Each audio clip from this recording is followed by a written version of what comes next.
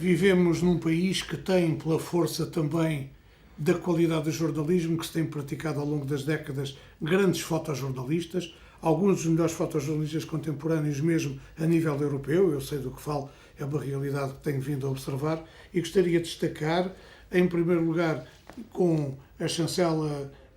da Fundação Luso-Americana para o Desenvolvimento, este livro que tem dois autores, dois grandes fotojornalistas, um deles Rui Ochoa, que foi um grande repórter e fotojornalista do Expresso, e outro que é Alfredo Cunha, também um grande fotojornalista,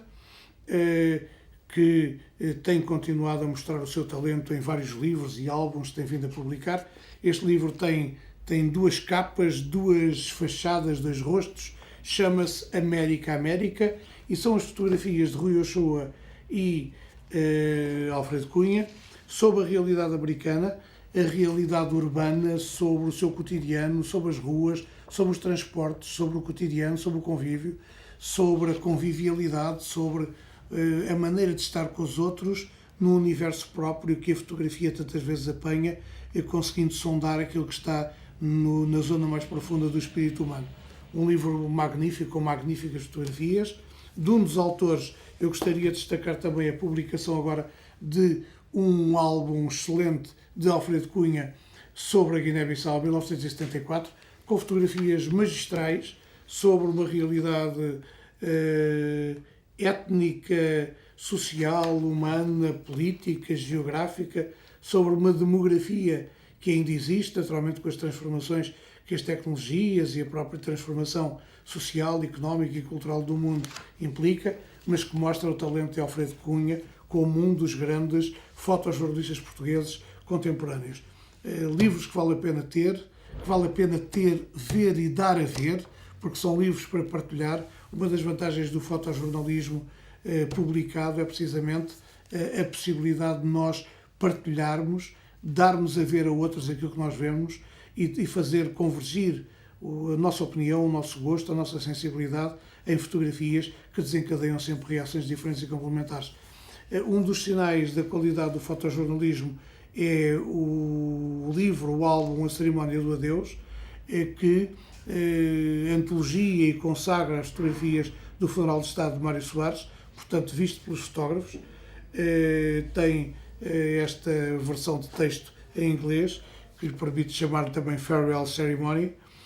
Um livro magnífico que representa a despedida de Lisboa e de Portugal e dos portugueses e da nossa memória democrática, de um homem que foi fundamental para a instauração da democracia em Portugal, para a estabilização da democracia, para a entrada de Portugal na então Comunidade Económica Europeia e também para a estabilização institucional de uma realidade que é a nossa e que nós vemos a transformar-se, nem sempre da melhor maneira, neste mundo turbulento, desencontrado e inquieto que é o nosso e que nós tantas vezes ajudamos a transformar da pior maneira, quando o que se espera de nós e deste mundo e deste país é que ele seja o melhor possível para todos nós.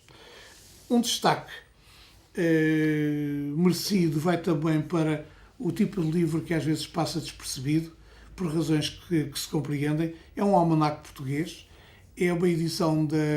Guerra e Paz. E porquê é que eu lhe dou este destaque? Os almanaques são tradicionalmente, e muitos dos nossos espectadores deste momento se lembrarão do tempo da sua infância, em que havia mais almanaques e mais textos de referência como este, às vezes nas bancas dos jornais, às vezes nas próprias bibliotecas. Os almanaques contêm uma série de verdades básicas, fundamentais e complementares, a que os franceses oportunamente chamaram verdades de almanaque, e que deste almanaque que diz que é nacional, é muito bom, é um almanaque português que faz referência às datas, às festas, aos meses, às figuras, aos princípios e regras que têm a ver com a agricultura, que têm a ver com a gestão individual do nosso cotidiano, com a nossa vida, com a vida de todos nós, que nos ensina também datas, factos e aspectos interessantes e às vezes picarescos sobre a história de todos nós. Um almanaque que vale a pena ter, numa altura em que, embora cada vez mais informados sobre tudo e sobre todos, cada vez esquecemos mais as pequenas coisas que estruturam e dão força ao nosso cotidiano, o que é absolutamente indispensável para sabermos bem em que mundo vivemos e, portanto, esta cultura de almanaque, que não é a cultura mais sólida e mais recomendável, é fundamental para saber o que somos, como somos e qual a realidade que nos cerca. O último destaque vai nesta excelente coleção da Fundação Francisco Manuel dos Santos, que tem reunido textos excelentes sobre matérias muito importantes para o conhecimento da nossa realidade, do mundo em que vivemos, em Portugal e não só, mas sobretudo a realidade portuguesa. Temos este título, Qualidade da Democracia em Portugal, de Conceição Pequito Teixeira, que é professora no ISCS, Universidade de Lisboa. Este livro tem uma particularidade que o torna particularmente atrativo, que é esta: construímos uma democracia estável e plenamente integrada na Europa depois do 25 de abril de 1974 e, sobretudo, depois do 25 de novembro de 1975, período turbulento em que estivemos à beira de uma guerra civil, que o bom senso e o bom gosto e o equilíbrio de uns evitou que se transformasse num confronto que seria um confronto sangrento entre muitos portugueses, com um preço que não conseguimos sequer imaginar.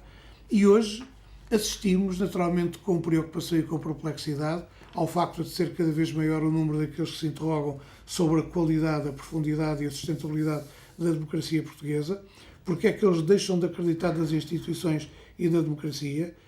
No fundo, a grande pergunta é esta,